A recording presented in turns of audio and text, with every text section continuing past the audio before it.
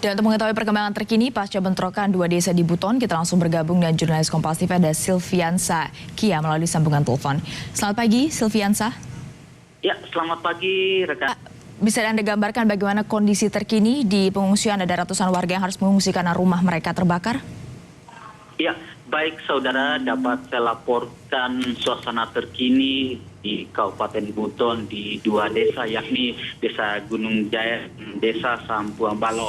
Hingga saat ini, tanggal 8 Juni 2019, suasana di dua desa tersebut sudah berangsur-angsur kondusif. Tidak ada lagi pertikaian yang terjadi seperti tanggal 5 dan 6 Juni kemarin.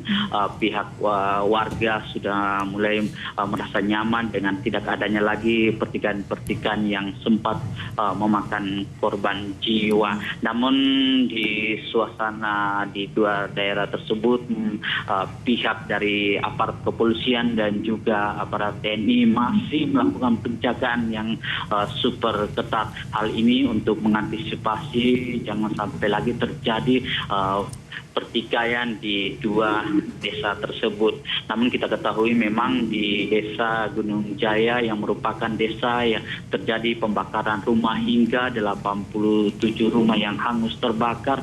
Mereka sebagian sudah tidak ada di Desa Gunung Jaya. Mereka telah mengungsi di beberapa desa tetangga di Desa Gunung Jaya. Silviansa, penjagaan ketat seperti apa yang dilakukan? Apakah membuat pembatas atau diberlakukan pengamanan berlapis? Iya, memang kita lihat pengamanan di dua desa ini super ketat, dan itu memang instruksi dari Kapolda dan Sulawesi Tenggara dan juga Pangdam Hasanuddin yang telah melakukan kunjungan di dua desa tersebut.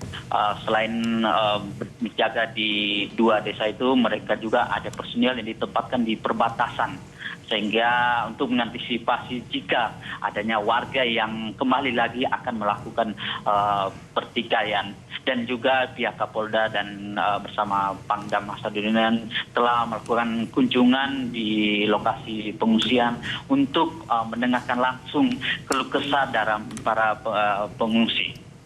Ya, Silviansa, lalu bagaimana dengan proses mediasi? Sudahkah tahu kapan dan apakah sudah ada hasilnya dari proses mediasi yang dilakukan oleh pihak kepolisian? Ya, baik saudara, memang pihak dari pemerintah setempat dan juga Kapolda Sulawesi Tenggara bersama Pangdam Hasanuddin dan juga Gubernur Provinsi Sulawesi Tenggara telah melakukan kunjungan di Desa Gunung Jaya yang merupakan desa yang banyak atau puluhan rumah yang hangus terbakar. Mereka pertama melakukan kunjungan ke lokasi pengungsian dan bertatap muka dengan para pengungsi, ingin mendengarkan apa yang mereka inginkan. Yang mereka lakukan kemarin pada tanggal 7 Juni 2019, dan dari hasil pertemuan itu salah satu keinginan masyarakat atau pengungsi di Gunung Jaya, mereka mengharapkan agar pelaku dari aksi bentrokan ini betul-betul ditindak sesuai dengan hukum yang berlaku, dan juga diharapkan adanya pos-pos penjagaan di Desa Gunung Jaya dan Desa Sampuang Balo untuk mengantisipasi kericuan yang akan terjadi begitu. Baik, terima kasih jurnalis Kompas TV Silviansa Kia melaporkan langsung dari Buton, Sulawesi Tenggara.